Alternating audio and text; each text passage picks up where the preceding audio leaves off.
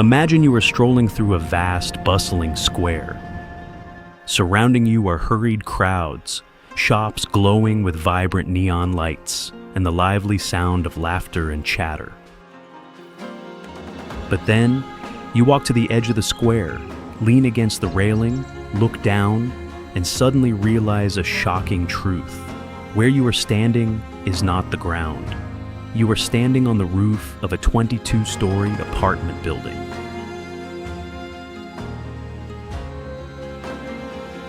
Welcome to Chongqing.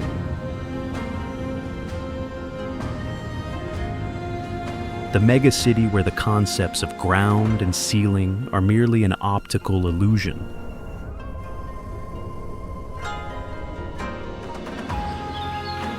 Tucked deep within the Chinese mainland, this megacity of over 30 million people does not sprawl across vast plains like most other cities in the world. Instead, it chooses to cling to steep cliffs and reach straight up into the sky.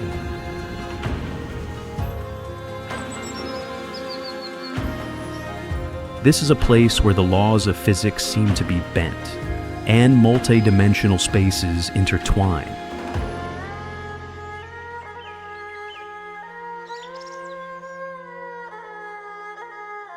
So, how did a land with such treacherous terrain, seemingly impossible to settle on, rise to become one of the most gigantic and complex urban centers on the planet?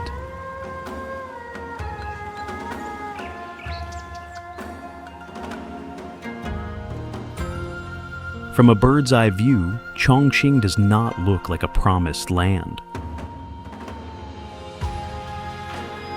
Located at the eastern edge of the Sichuan Basin, it is the intersection of complex geological folds.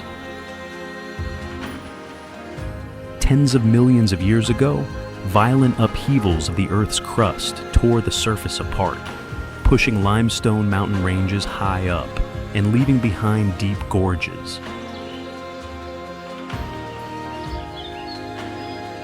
Nature seemingly favored this place by bestowing it with majestic natural beauty, but completely forgot to spare any flat land for human settlement. In Chongqing, flat land is a luxury. The entire terrain consists of continuous slopes, vertical cliffs, and endless rolling hills.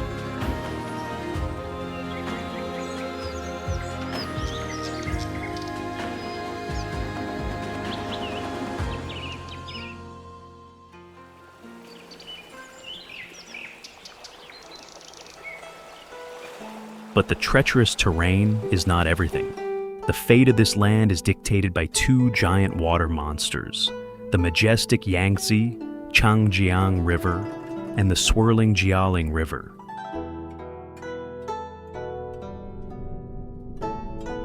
At Chongqing Port, where these two rivers meet, they create an unprecedented boundary of colors.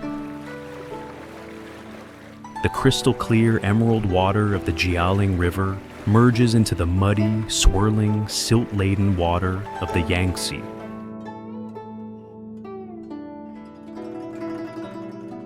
Over thousands of years, these two rivers have acted like giant blades, constantly eroding and swallowing the rare remaining pieces of land, slicing Chongqing into countless isolated geographical fragments.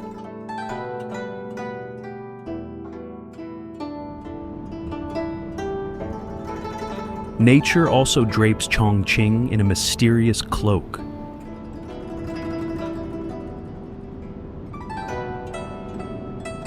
Nestled in a valley surrounded by hills and mountains, the moisture rising from the two great rivers cannot escape, creating thick layers of fog that envelop the city all year round.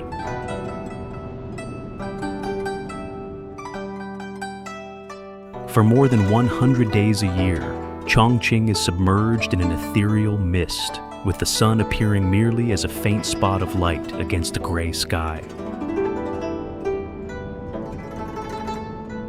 Because of this, the place is also known as Wudu, the Fog City.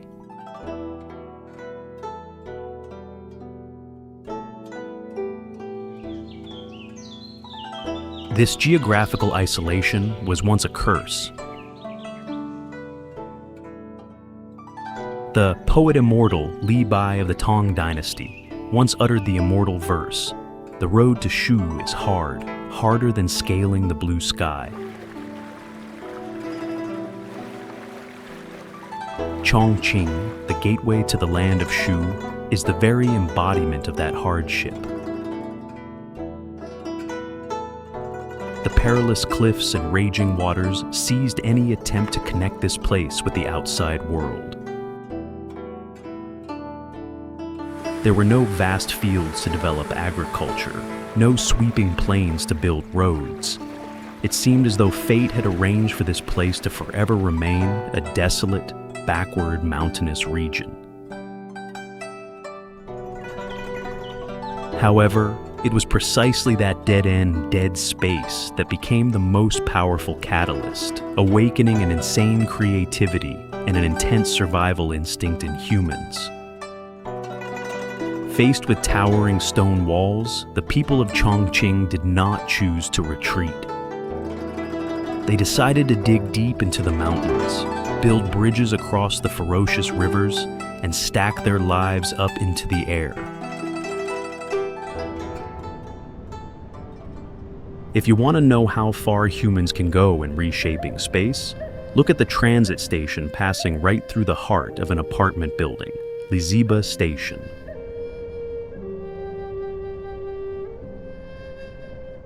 In the early 2000s, when planning Line 2 of the monorail, Chongqing engineers faced a seemingly unsolvable puzzle.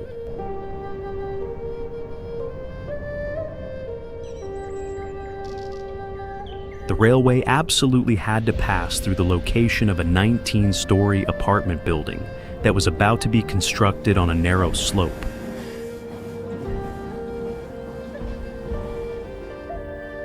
There was not enough space to bend the tracks, nor could the building project be canceled. Their solution? Build both at the same time, interlocking with one another. From the 1st to the 5th floor is commercial space, and the 9th to the 19th floors are residential apartments. Suspended in the middle, entirely occupying the 6th to 8th floors, is a bustling train station. Liziba Station is not just an engineering marvel. It is Chongqing's manifesto. When there is no land to walk across, we will pass through the sky.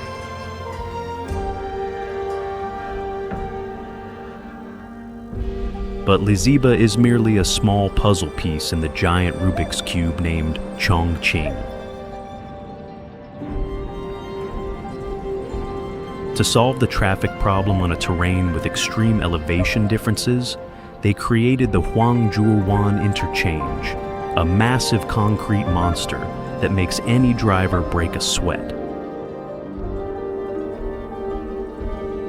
With 5 stacked levels, as tall as a 12-story building, and 20 winding ramps branching out in 8 different directions, Huangzhuowan is a true labyrinth.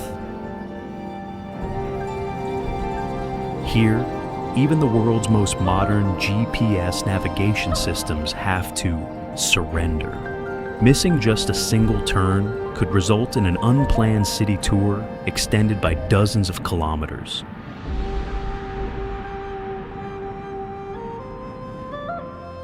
This interchange is the clearest proof that space in Chongqing is not measured by surface area, but by volume.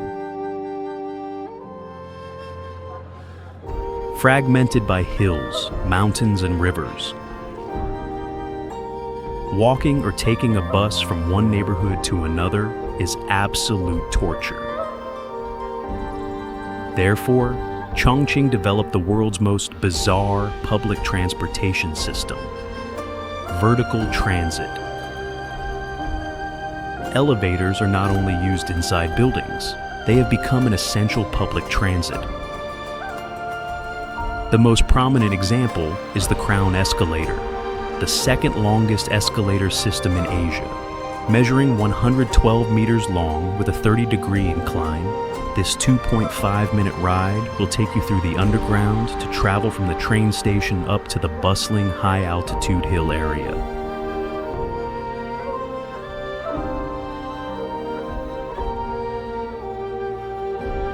And up in the air, the Yangtze River Cableway hovers back and forth between skyscrapers.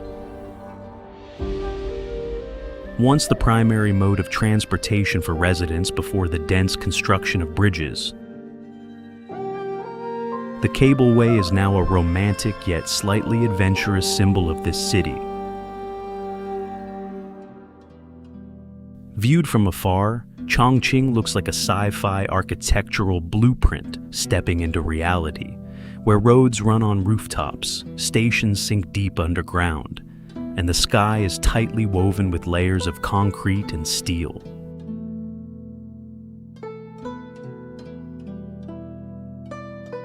It is often believed that to become an economic superpower, a city must be located on the coast, where deep water ports connect to the globe.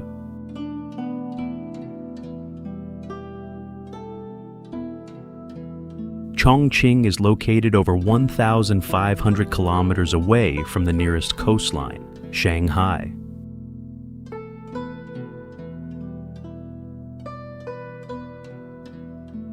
According to all traditional economic theories, transportation costs would suffocate all of this place's industrial potential. But Chongqing rewrote the rules with its own hands.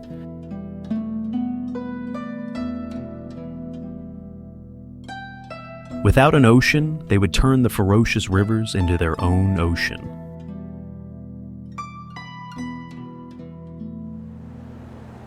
Thanks to the completion of the 3 gorges super dam downstream, the water level of the Yangtze River rose, transforming Chongqing into a giant deep water port right in the heart of the continent.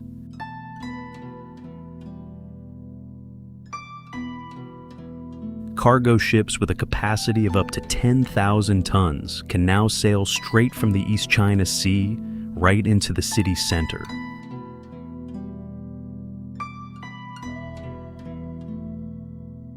The river that was once a dividing barrier has now become a surface superhighway, taking Chongqing's products to the world.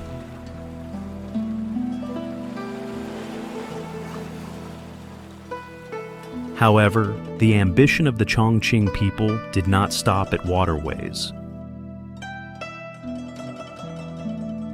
Looking to the west, they saw a vast Eurasian landmass. Instead of sending goods on a winding journey across the Pacific and Indian Oceans for over a month, Chongqing pioneered the opening of the Yuqinu, Chongqing, Xinjiang, Europe, freight railway route. Starting in 2011, massive trains fully loaded with laptops, electronic components, and automotive parts departed from here, crossing the Gobi Desert, cutting through the Kazakh steppes, and heading straight to Germany and Poland in merely 12 to 14 days.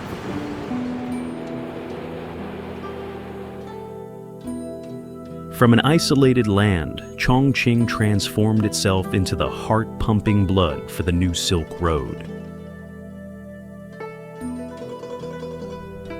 This logistical breakthrough created a tremendous magnetic pull for investment capital. A series of the world's largest technology corporations have landed here. Today, 1 out of every 3 laptops globally is manufactured in Chongqing. Along with that, this place is also the Detroit of the East, the headquarters of a massive automobile and motorcycle manufacturing industry, supplying the billion-people market and exporting worldwide. Chongqing's economic miracle proves a truth. Geography may determine the starting point, but vision determines the destination.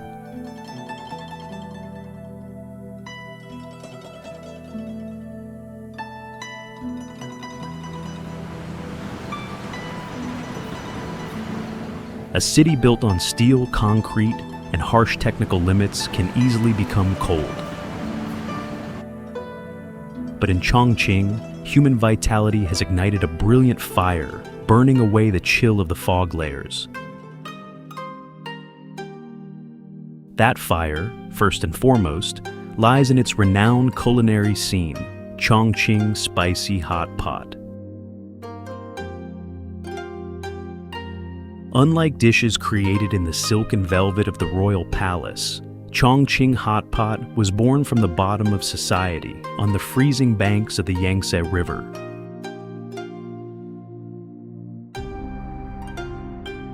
Hundreds of years ago, dock workers and boat trackers with meager wages could only afford to buy discarded animal offal.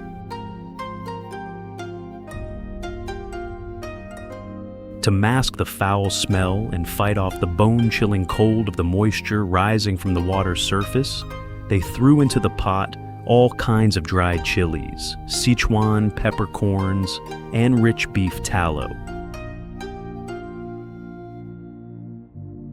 That bubbling, tear-jerkingly spicy and numbing hot pot nourished those bare, muscular shoulders.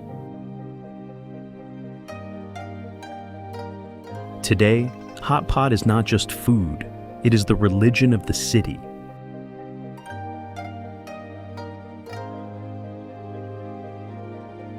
Whether in luxurious restaurants or precarious alleys along the mountainsides, tens of thousands of hot pot restaurants keep their fires burning all night long, reflecting the very straightforward, hot-tempered, loud, yet sincere and passionate personality of the people here.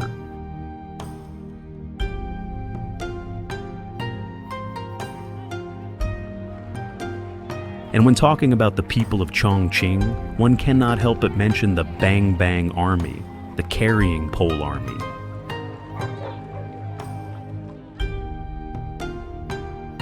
In a city where the terrain goes up and down hundreds of steep stone steps, using hand trucks or cargo cars in the alleys is impossible.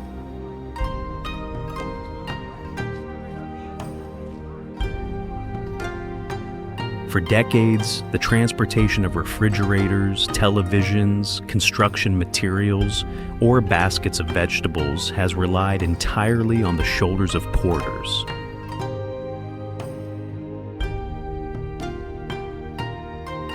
Armed with a bamboo carrying pole and a rope, the Bang Bang men have used their primal muscles to defy gravity, carrying the entire development of the city on their backs.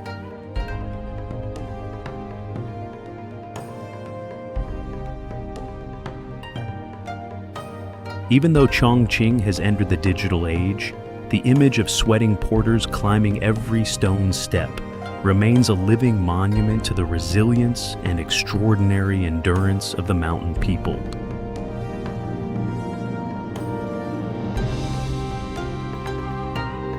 Amidst a forest of skyscrapers, Sikako Ancient Town still nestles by the Jialing River, preserving a touch of the old soul with moss-covered tile roofs, slate-paved alleys worn by footsteps, and the aroma of tea mixed with the smell of stir-fried chilies wafting through the air.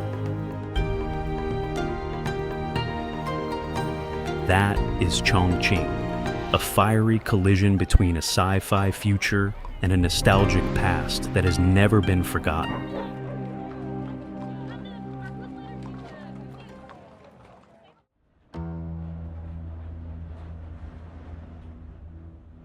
Behind the overwhelming beauty of a cyberpunk metropolis, Chongqing is paying the price for its own rapid development and treacherous terrain.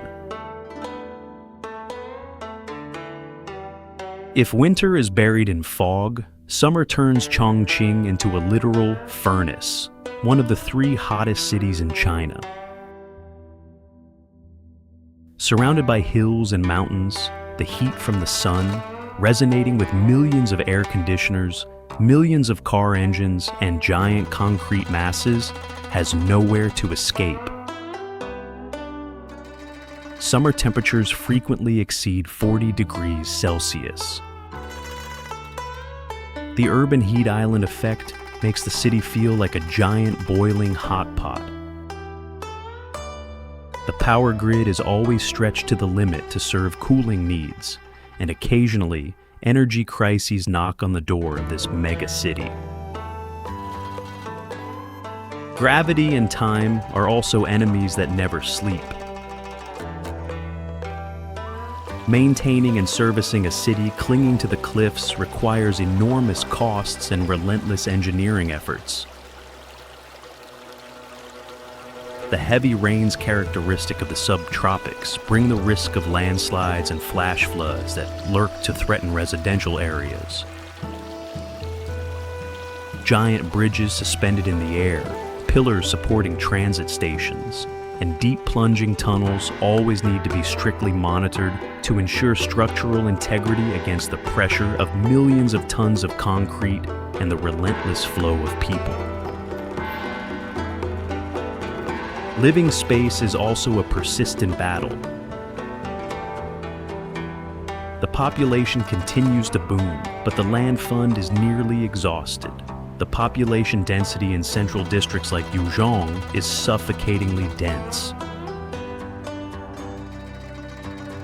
People have to accept cramped apartments, alleys lacking sunlight, and the endless noise of an urban machine operating 24/7.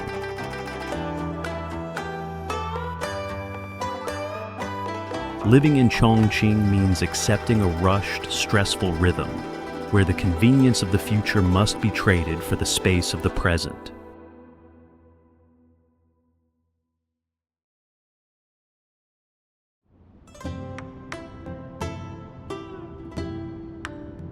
Looking at Chongqing today, we see much more than a social media phenomenon or a perfect backdrop for science fiction movies.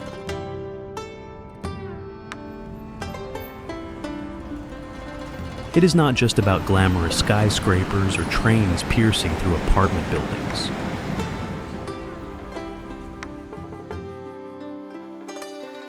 Chongqing is an epic of reinforced concrete, written about the stubbornness and resilience of humanity in the face of nature.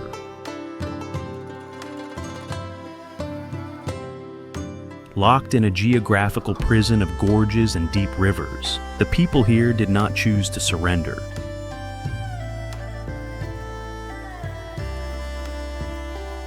Instead of trying to flatten nature, they learned how to dance with it, turning the dead angles of the terrain into architectural masterpieces and transforming isolation into a driving force to reach out to the globe.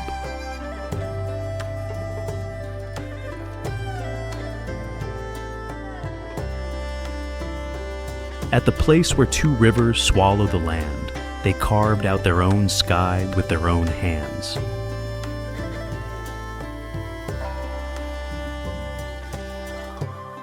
Chongqing is the clearest testament to a truth. When pushed into a corner, the only limit of humanity is imagination.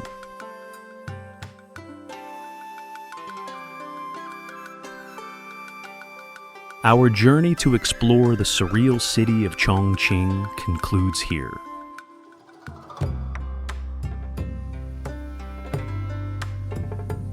What amazed you the most about this mega city? Please leave your thoughts in the comments section. And do not forget to subscribe to the channel to continue decoding the world's most extraordinary wonders with us. See you next time.